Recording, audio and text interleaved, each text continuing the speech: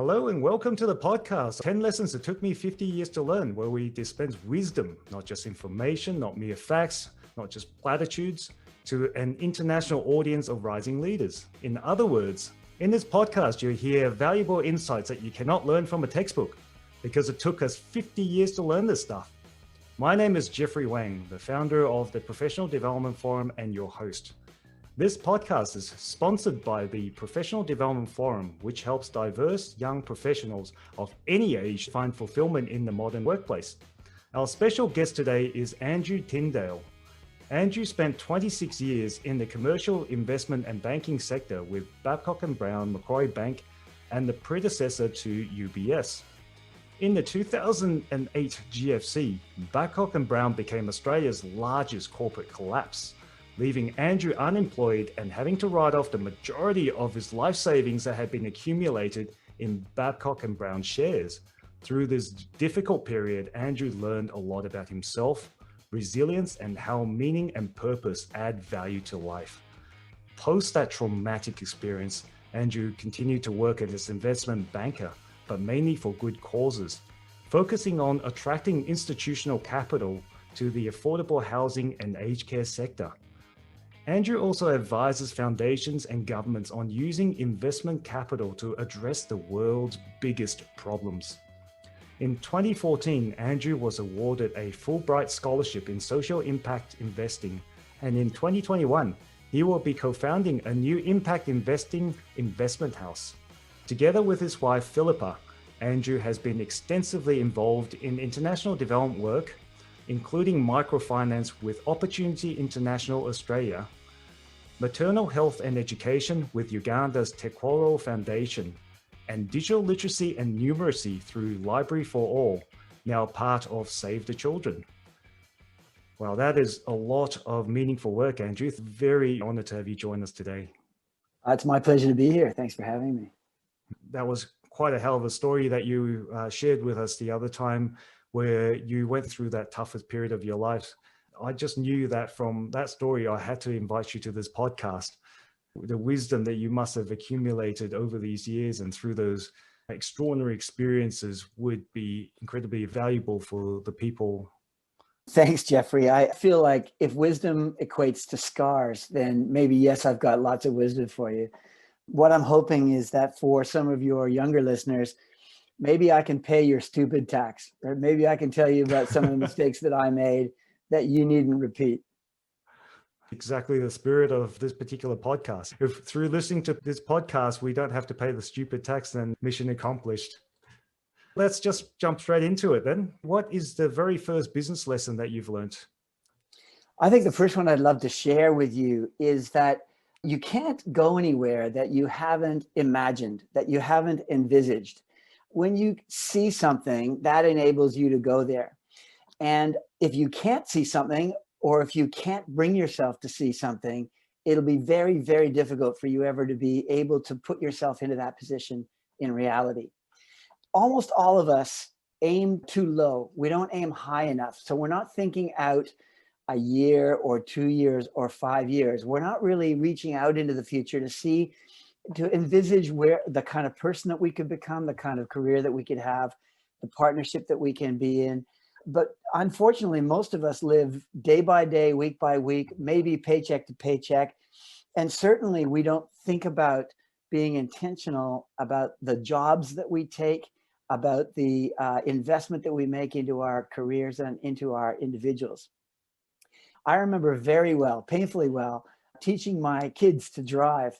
I'm sure that some of your listeners will remember this with pain as well, sitting in the car with your parents for 120 hours being told what to do. One of the big mistakes always that my sons in particular made was to look at the road right in front of the car, to lean forward over the nose of the hood and look at the lane markings, look at the car in front. If you do that, all the information is coming at you so fast, you can't go quickly at all. So consequently, they would go quite slowly. As they learn to raise their eyes, as they learn to look further out, to look higher, They would be looking at the car in front of the car in front of them.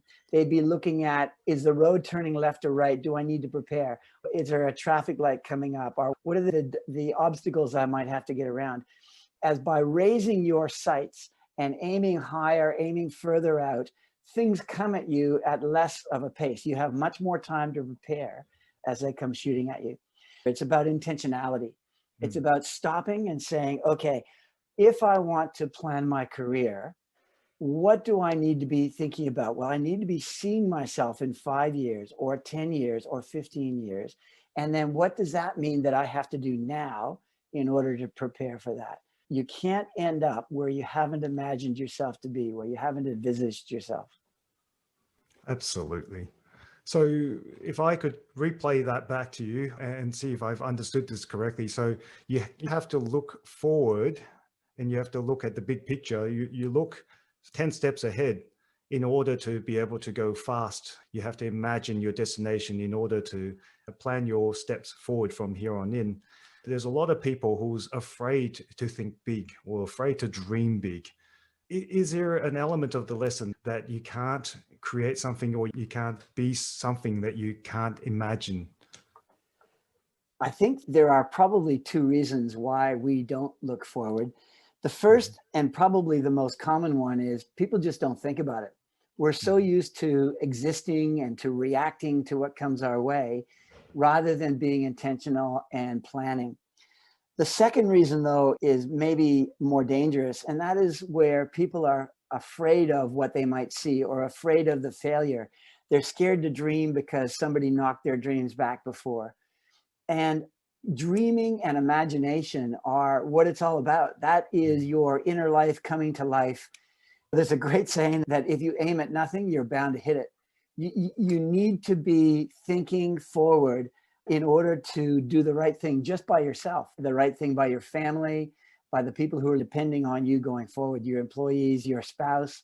All those people rely on you to be thinking a little bit on their behalf. Right. Is there any practical advice on how you can overcome that fear of that failure? If they don't dare to dream, is there any way you can overcome that? Look, I think so. I think you can probably get a bit of help and talk with people about it, but it's as soon as you name a fear, it kind of loses its power over you. So even the fact of acknowledging that you're scared of something, once you've named it, once it's out loud, it seems to lose its power. Like all of these things, every single one of the lessons I'm going to tell you today is like a muscle, and muscles grow when you practice it. And you don't start on the heaviest weight on the weight machine. You start on the lightest and you work your way up. Overcoming fear is about small steps. It's about setting small goals. Practice and start small, and you'll gain the confidence. You'll overcome that fear because of the exposure to it, but also because you'll find that by planning, you get a whole series of small wins. And those small wins will build the confidence, take away the fear to dream a bit bigger. So start with a small dream and just let your dream grow. Yeah, start with a small dream, accomplish that, and then dream another one.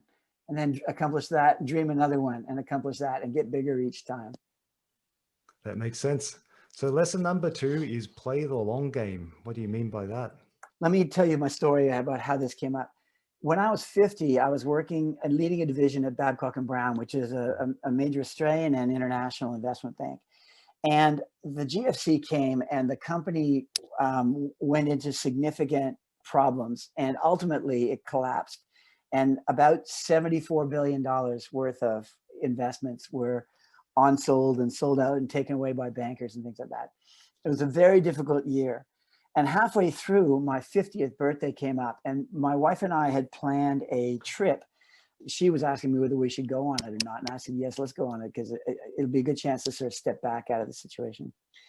And we were in India at one point, and she bought this book. It's called Never Too Late to Be Great. Terrible title, but it was catchy. She started reading it, and she started leaning over and said, you should really read this. And it actually changed my life, because it had an exercise in it which he called the Campbell exercise. So my generation, I'm going to live to 100 or 110. Your generation is going to live to, 100, 110, 120 maybe, because of the medical breakthroughs that are going to come through. Nobody ever is going to be able to retire for more than 20 years before they expect to pass on. And so you're going to be working in reality until you're 90. I'm going to be working till I'm 80 because I can't afford to retire for more than 20 years. I started being productive when I was 20, when I got my sort of first jobs and things like that. And I stopped being productive and contributing when I'm, say, 80. That's a 60-year career. And I was 50, and the guy said, close your eyes, work out where you are, where you are between the beginning and the end of that 60 years. And it turns out that at 50, I was exactly halfway. So instead of feeling washed up, hopeless, there is no future, I was suddenly thinking, wow, I've got 30 years to rebuild my career, to invest in myself. And that's what I mean by playing the long game. I mean, putting things in perspective. When you're in your 20s, everybody's in a hurry to achieve things. You don't need to do that. Particularly if you don't achieve the things you set out to achieve in your 20s, don't worry. You're going to have another 60 or 70 years to get there. In fact, when you're 60, you'll be able to go back to college, practice for a law degree, and be able to practice for another 25 years. You're going to have all the time in the world to figure this out. Take it slow, take it easy. Don't get frustrated. Don't jump into things to try and sort of short circuit things. But take your time, be intentional, plan, build, invest in yourself, invest in the things that you think are going to be important for your future success. Don't panic. That's the big thing. Don't panic. This isn't the end of the world. This is a small blip in a long, long game. I do a lot of running, and the chances are you are 10 Ks into a 42.5 kilometer marathon. Relax. It's okay. That's actually a really good way to look at this. So life is not a sprint, it's a marathon. Don't worry if you don't start off with a blistering pace, because there's a long way to go. The exciting thing about all this is that with the amount of time that we have ahead of us, there is plenty of opportunities for us to pursue these things. And so just because we don't get there in our 20s or 30s doesn't mean that's all game over. Now, I used to think that 50 was old, but now I'm about a decade away from being 50, and I still realize that I don't know very much. That's right. I'll come back to this later on, but I want to promise you that there's life after 50. That's definitely a good thing to know. All right. Well, lesson number 3. I love this one. It sounds like a bit of a proverb. The wise man builds his house on a rock and not sand. As you become more intentional in your imaginations and in your planning and in your playing the long game, this is about investing in yourself. It's about investing in your character and the true foundations of your life, not investing in your profile or your CV or your number of followers or the level of influence that you have. It's not about that. All those things are transitory. The only thing that's permanent for you is the character that you build in yourself. So I encourage you to invest in character, not in personality, not in profile. So when I say character, I mean building the value set that you know is going to be important to seeing you through. And that can be everything from integrity to resilience to honesty to innovation, all the values that you believe are important for you, treating people well, those kinds of things. That inner investment and the disciplines that you build around that are what is going to set you up for future success. In 10 years, nobody's even going to remember what LinkedIn is, much less how many followers you had. That is not what you invest in. And it's not about the fashion that you wear or the products that you use. This is about who you are becoming as a person. If you're building a house, for example, build the foundation. Don't build a nice paintwork. Don't invest in painting over cracks.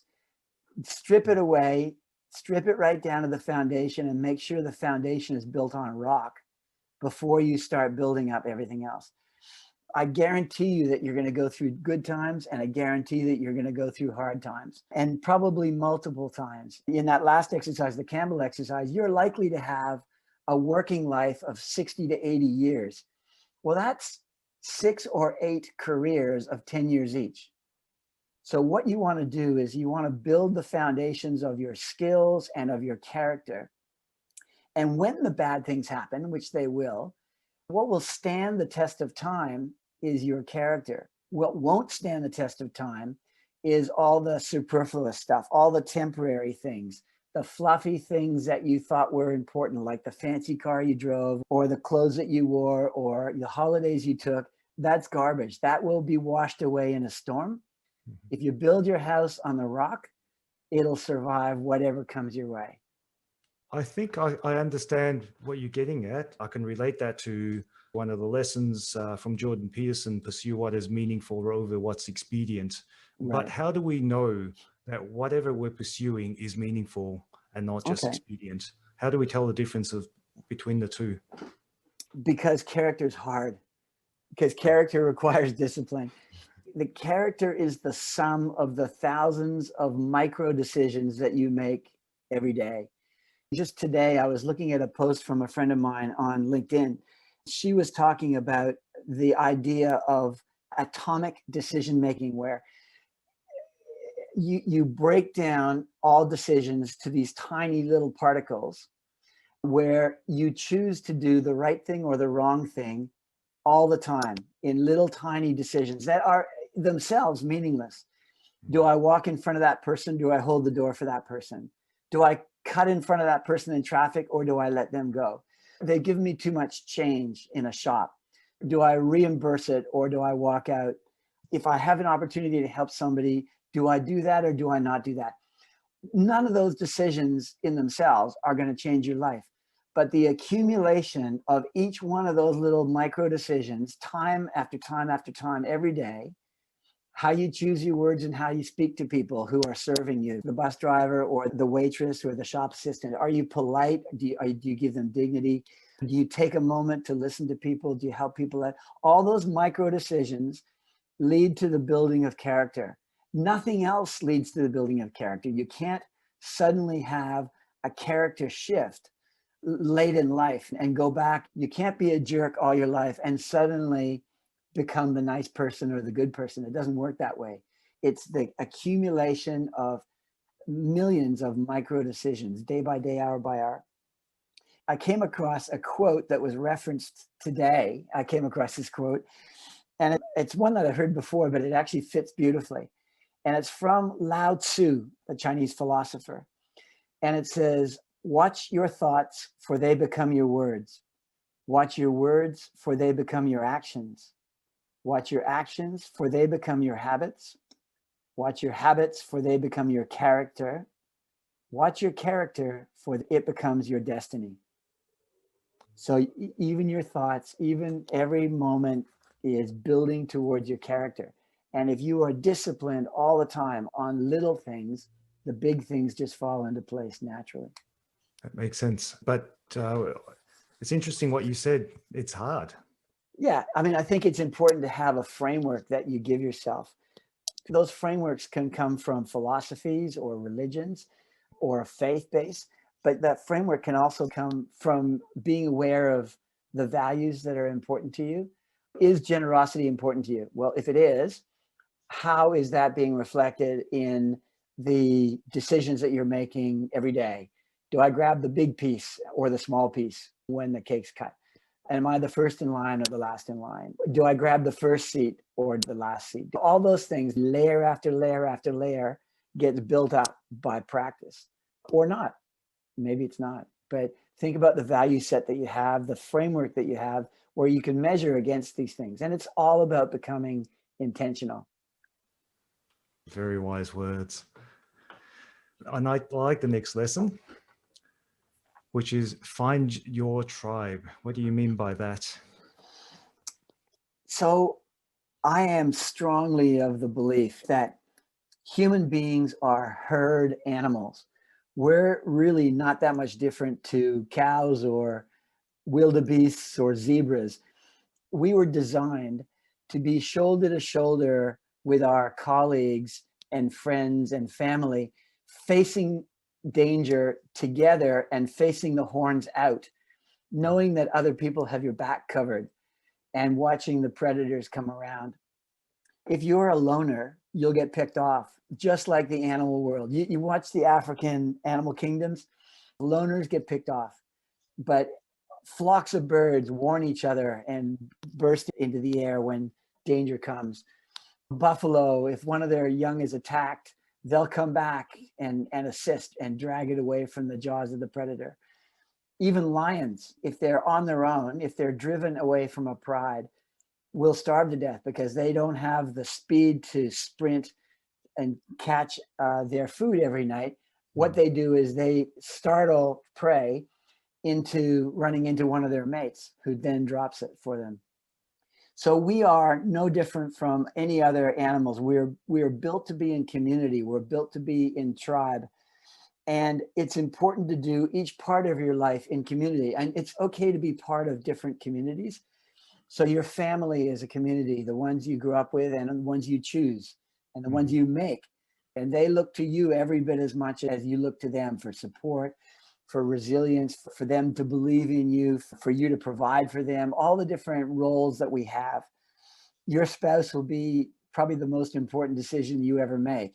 And you choose that person for the complementarity that they bring to you, where they make up for your weaknesses and your strengths make up for their weaknesses. A word of wisdom from being married now for 37 years, next week, as it happens. I particularly like that my wife's body is different from mine. But I find my friends saying to each other, it drives me crazy that she thinks differently from me. I'm going, why? Her body's different from you and you love that. Why is it you can't accept that her brain is different from you? Her personality and the way she thinks is different from you, and value it rather than have it drive you crazy. So we should value difference. We should value contrast. We should value complementarity, not just in that most intimate of relationships and herds, but also in our communities at work, in a team that you're building at work. You should value people who are going to say things that annoy you. And you should value people who have a different opinion from you, because you're going to end up at a much better decision than if you end up breathing your own exhaust. The commitment to each other to see this through is what will see you through almost everything. It'll see you through financial tough times or jobless times. It'll see you through sickness.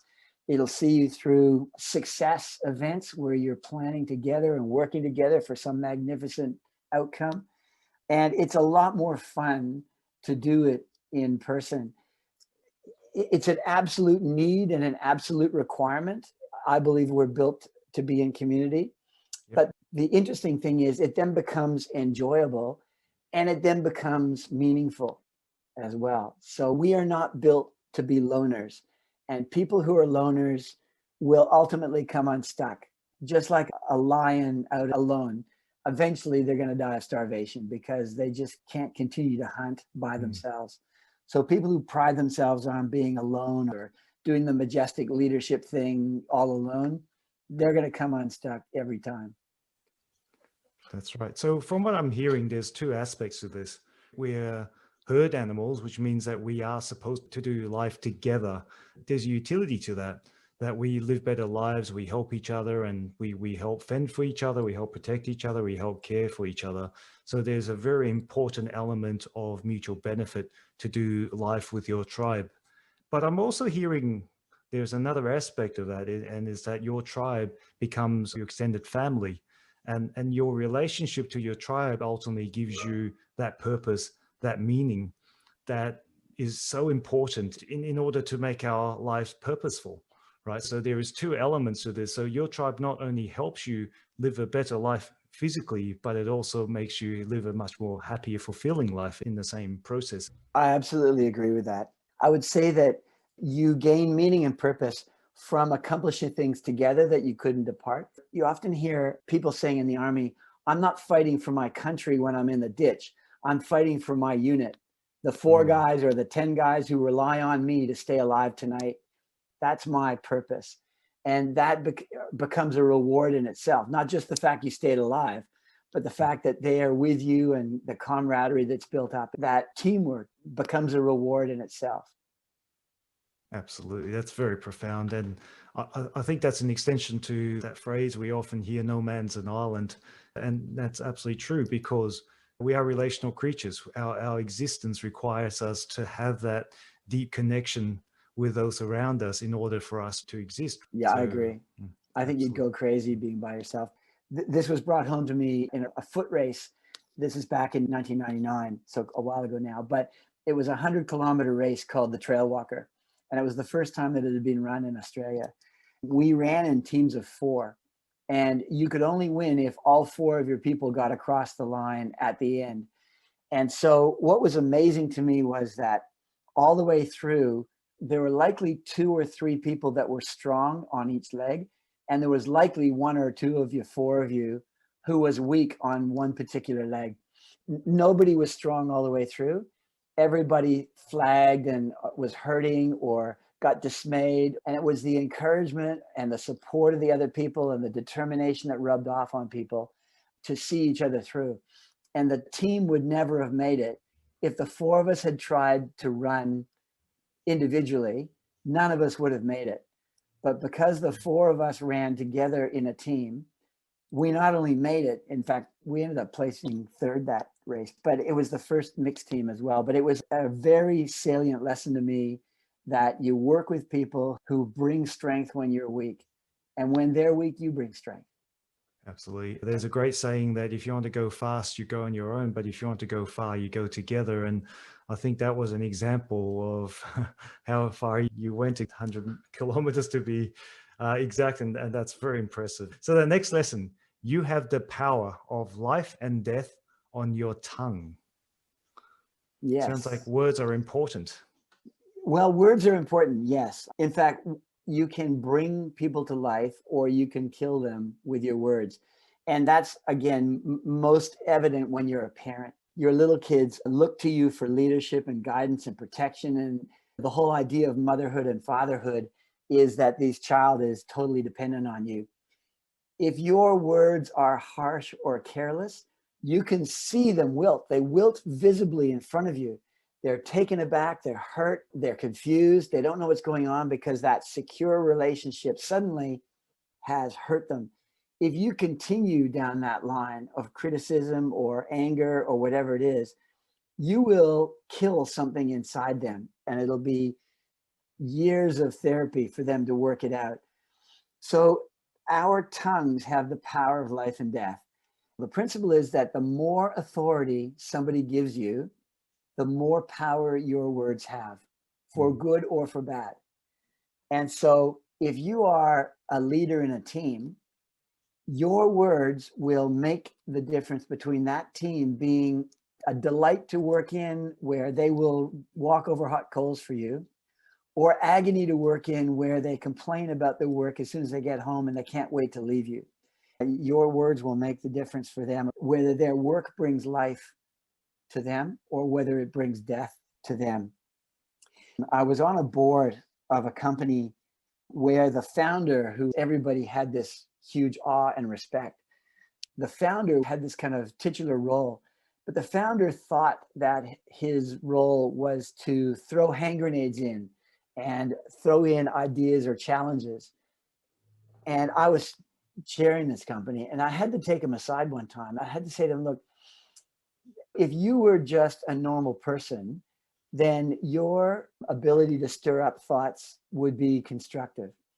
But because people worship what you say and pay so much authority to what you say, that you can't use careless words. You can't throw ideas out there which are going to bring everything else unstuck, because you may think it's just a conversation point. But for other people listening to you, they have to stop everything and reassess what they're doing. And so after that, he was very positive and used his words to speak life into people, and it was very encouraging and uplifting and supportive. The difference it made was extraordinary. So we have the power of life and death on our tongues, and we need to be intentional about the words we choose. Your tongue is a muscle that you practice with. And sometimes praise is not something that comes naturally. But if you ever want to become a leader, you're going to have to practice the praise muscle so that it becomes second nature. It becomes so that you can praise all day. So that, Jeffrey, you've done a lot of work for this podcast. And I just want to tell you how much I appreciate it. I think it's fantastic. I think you bring a clarity and a way of articulating things which will make sense to your audience. So that's one way of saying something, right? The other way of saying is, yeah, good on you, man. It was like you worked too hard, but that's okay. Like the offhand Australian humor, the kind of cut down the criticism, that does not bring life. Speaking life into Jeffrey, because he's done such an amazing job, that's bringing life. We need to speak encouragement. Well, right there and then, I can feel the power in those words. So I absolutely agree with you there that these words are powerful. Now, there are two elements of it that I want to just examine a little bit.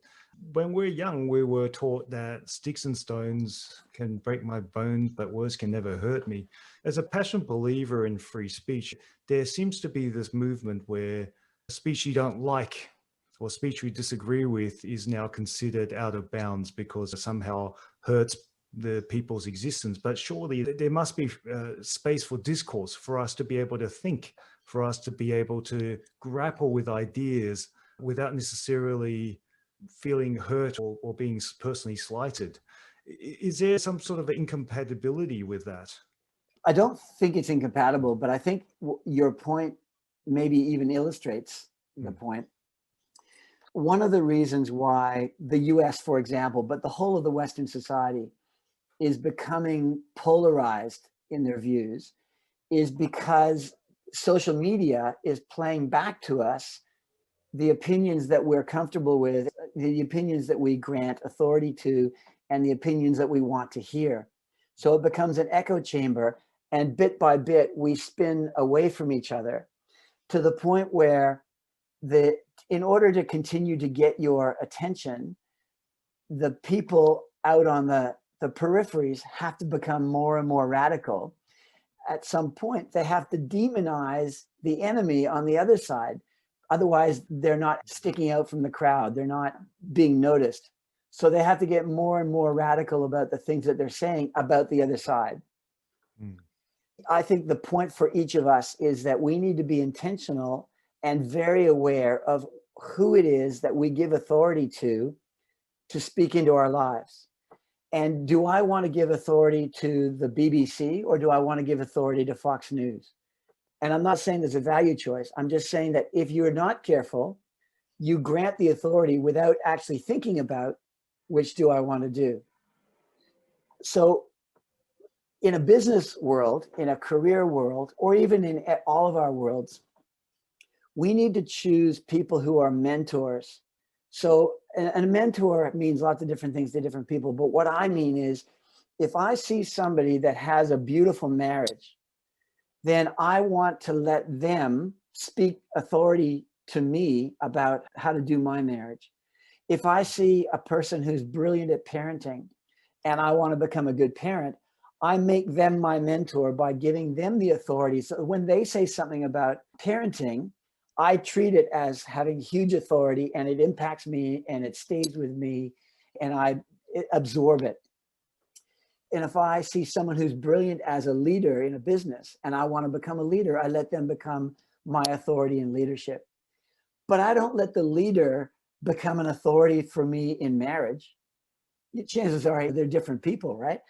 Whether we get our news or whether we get our opinion on the economy or whether we get our opinion on the pandemic or where we get our opinion on how best to pursue a career or how to choose real estate or whatever it is, we need to choose a mentor in each of those important areas that we intentionally grant authority to so that their words carry power in our lives. And by doing that, immediately we begin to block out the other voices that by intentionally focusing on something that is positive and helpful and useful, we immediately begin to block out the stuff that's negative, that causes division, that moves us apart, that polarizes people, that we move away from some kind of level of reasonable public discourse.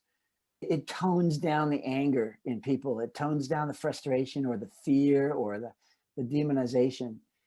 So rather than demonizing the enemy, I say find people that you respect for a particular area and grant them the authority to be a mentor in your life. So it sounds to me that on both sides of the equation, both as a receiver of words and the giver of words, you have to be very intentional as to what authority you grant. And on the giving end, being aware of the authority that you carry, the higher up in terms of what authority your words carry, the more intentional you have to be about how you use those words. So the more powerful you become, the more disciplined you have to be with your words in order to create the right outcomes that you intended. I totally agree with you. I think we've seen recently the impact of tremendously powerful people using careless words. I think that's a perfect segue into next lesson, because the person that every single person gives the most authority to is themselves.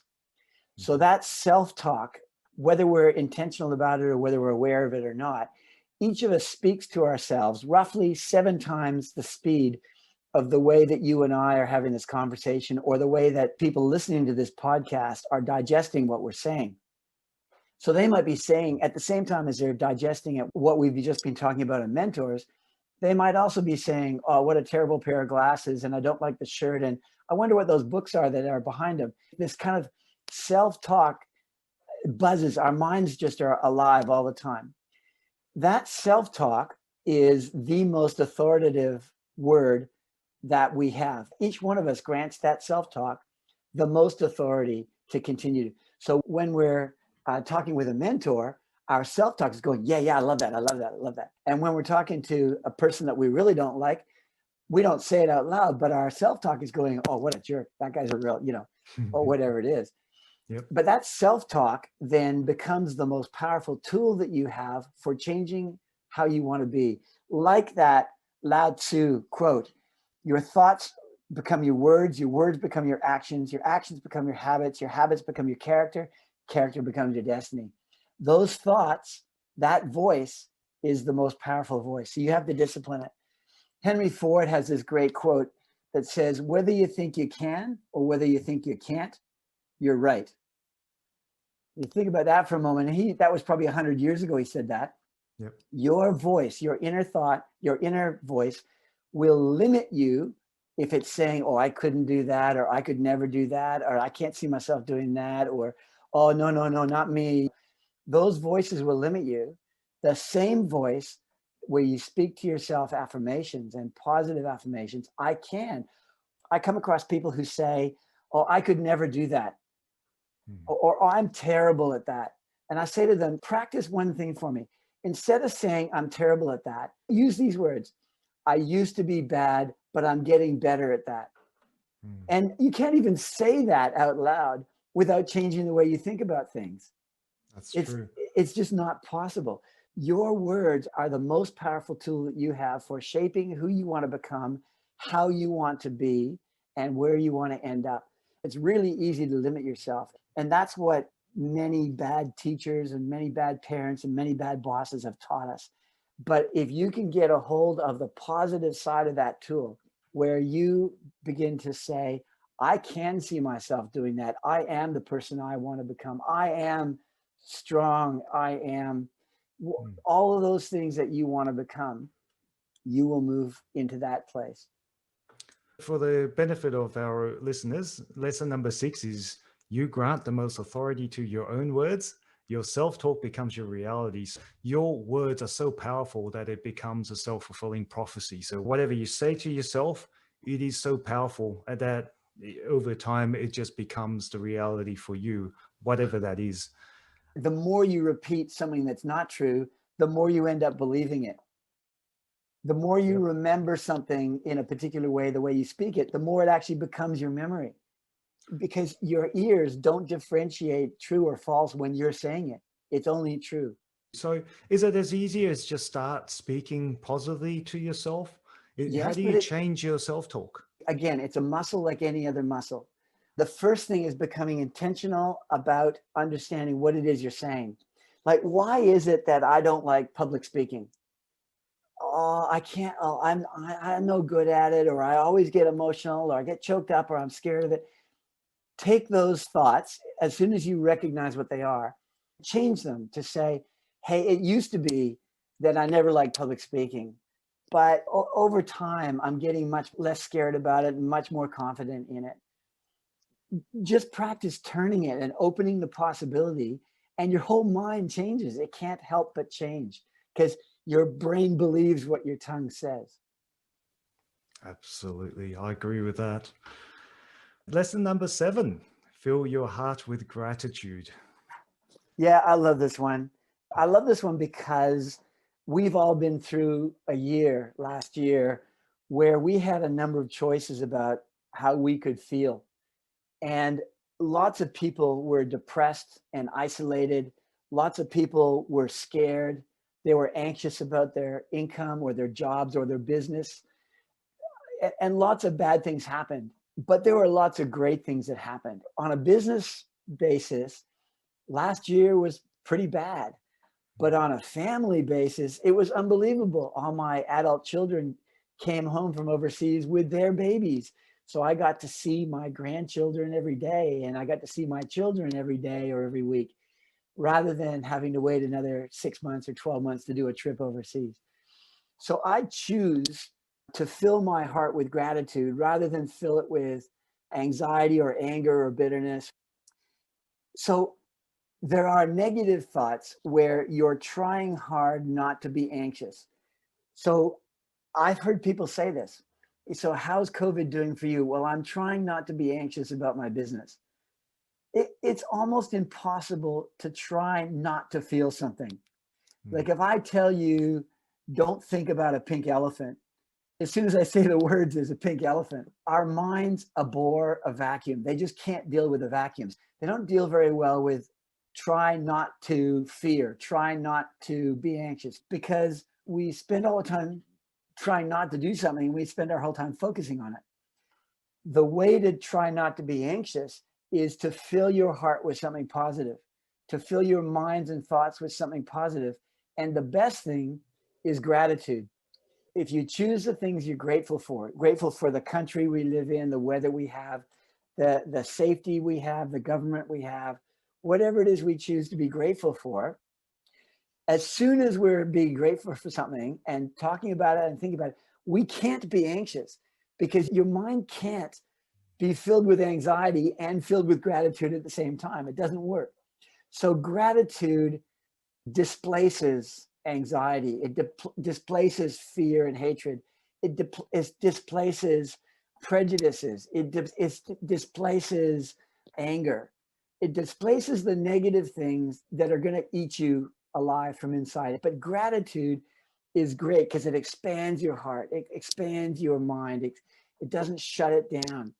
And so I think that one of the great secrets is, under every single circumstance, you can find something to be grateful for.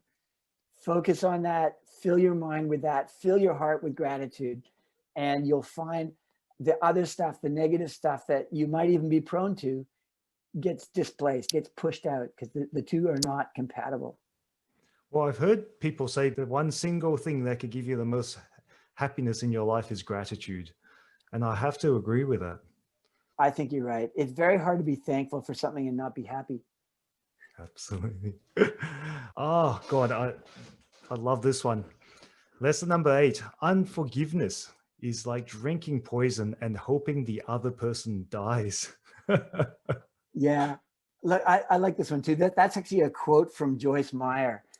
I still run into people from my Babcock and Brown days, which are now 13 years ago. And they are still bitter and twisted. They're still, those guys ripped us off. I lost all that money. And if they hadn't done that, and if only, imagine where we could be if we hadn't.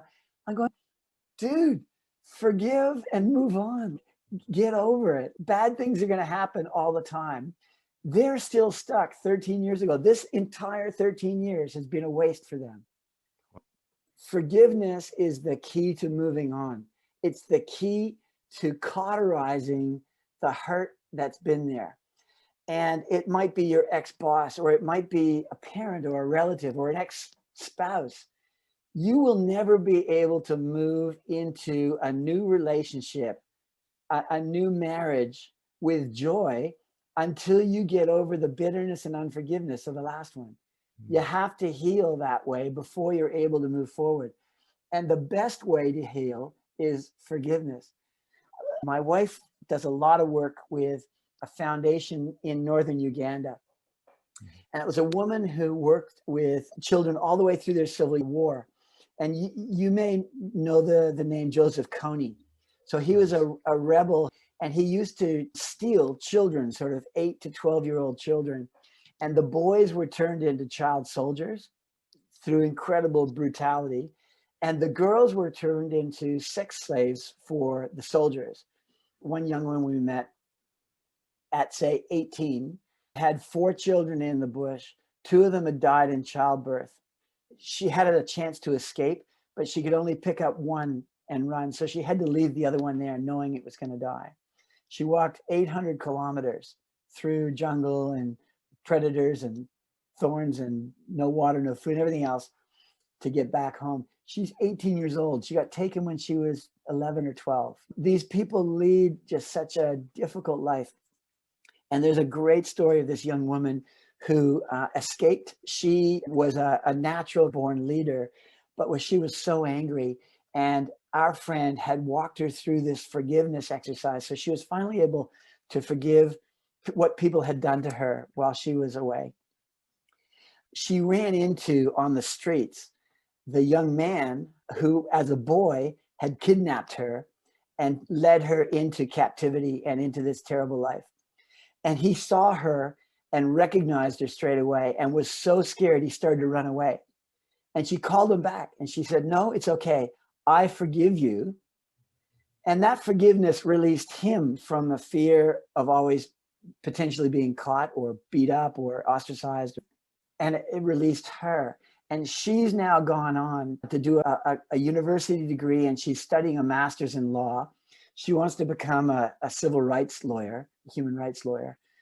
And she was head girl of her college as she came through.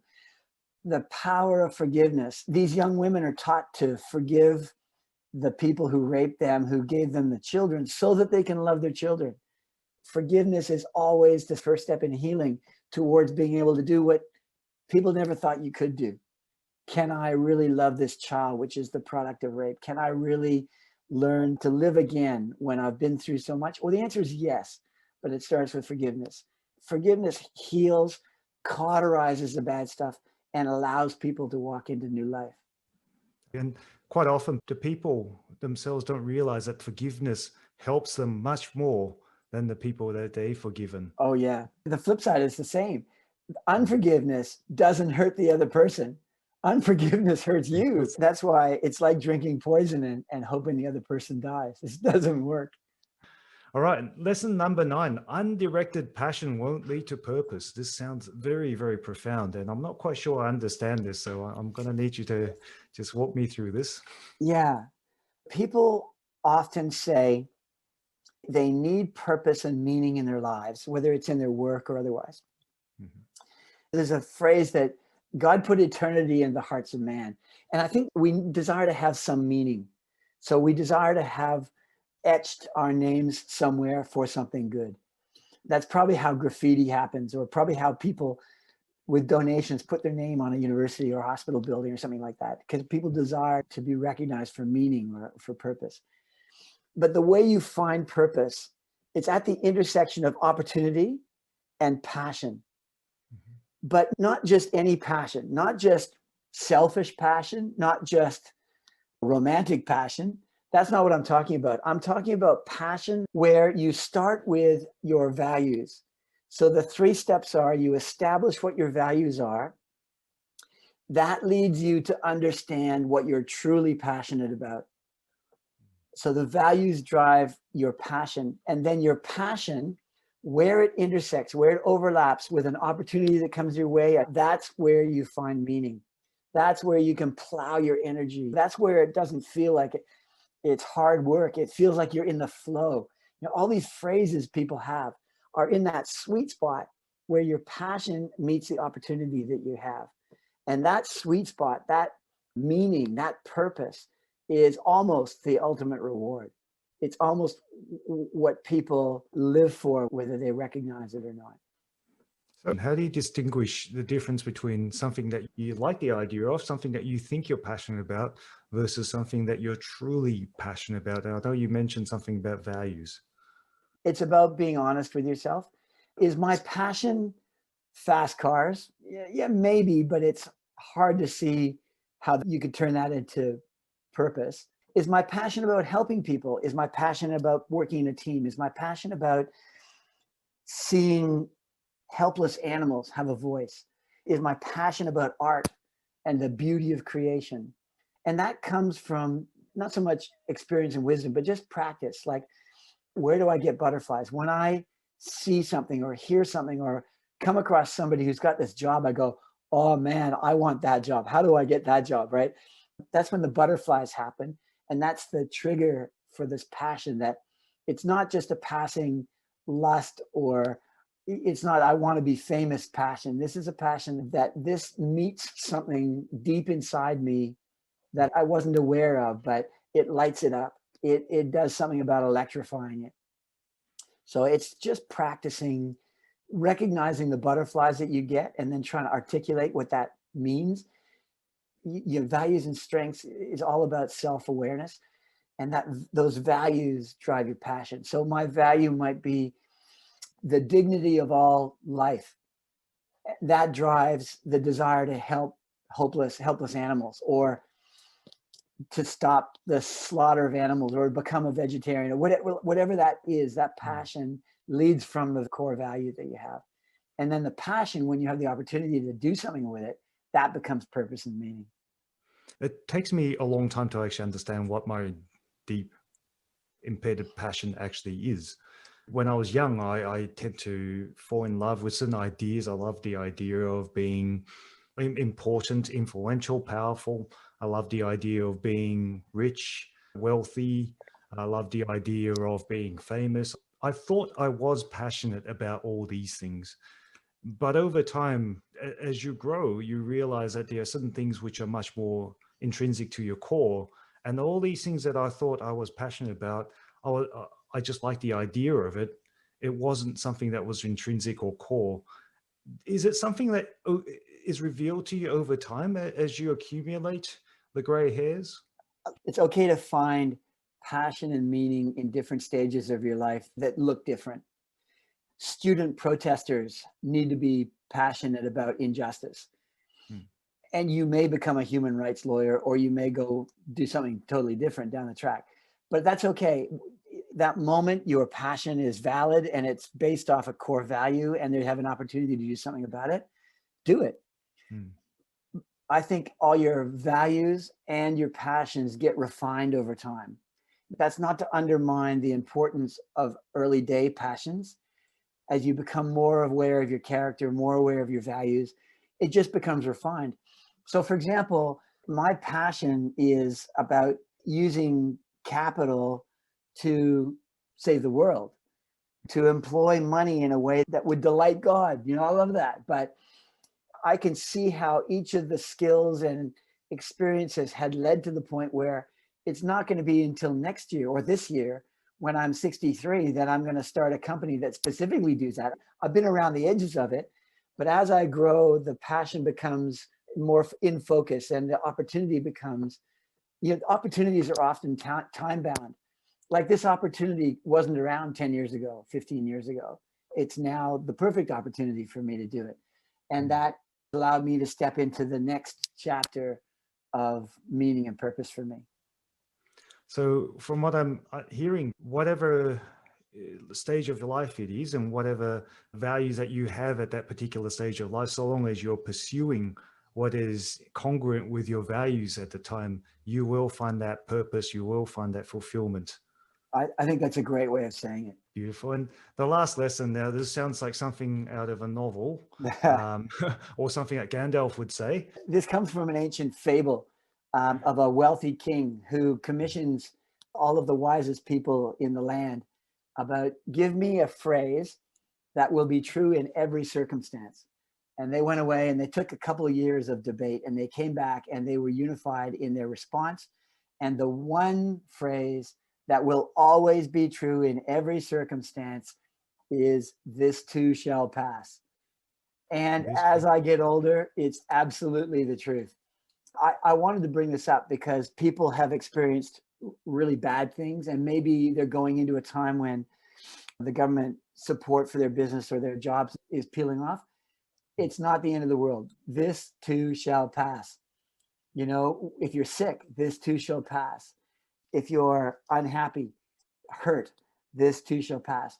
Similarly, you should be aware, if you're riding high, you're on top of the world, you are cock a hoop for everything, this too shall pass. The only constant ever is change. And I think in our world, the frequency and the amplitude of change is increasing, not decreasing. I just think that the technologies and instant communication and access to information sees more frequent and more radical change coming. And that's change for the great and change for the bad along the way. Don't be upset. This is not the end of the world. Don't panic. It's okay. It'll pass. If you think that you've hit the end of your tether and life is not worth living, that's not true. This is going to pass. I promise you this will pass. Similarly, if you're absolutely on top of the world, you need to make plans and don't assume this is going to continue ad infinitum, because it won't. You need to put a little something aside. You need to save rather than doubling down on new bets on Bitcoin or whatever it is that's made you a lot of money. Instead of doubling down all the time, take some off the table, because this is not going to last. You need to have this kind of perspective. So if you're God outside the universe looking in on my life, I might think these ups and downs are so dramatic and so important. They're a minor blip from a different perspective. And we just need to remember that this too shall pass.